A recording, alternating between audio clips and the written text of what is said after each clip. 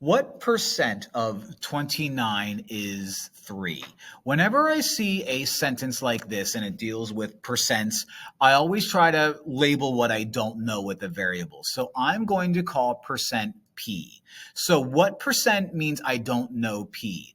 So what percent of 29 means P times 29 means equals 3. Now, if you want to, if it makes you feel more comfortable, you could say, all right, well, P times 29 is 29P, so I'm just going to rewrite it like that. And what we have ourselves is a one-step equation.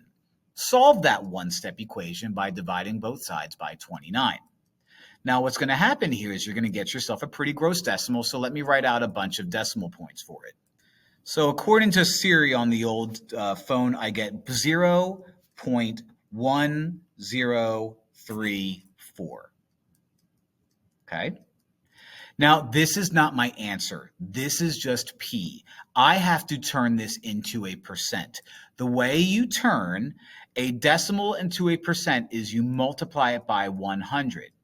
Now, what that means is you take your decimal place and you move it to the right 2 times to create a new decimal place. Rewrite that number as 10.34 and attach your percent, and that's going to be my guy. So 10%, well, 10.34% of 29 is 3. So these problems aren't the easiest because you're usually going to deal with crazy, ugly looking decimals, but that's how we do that problem.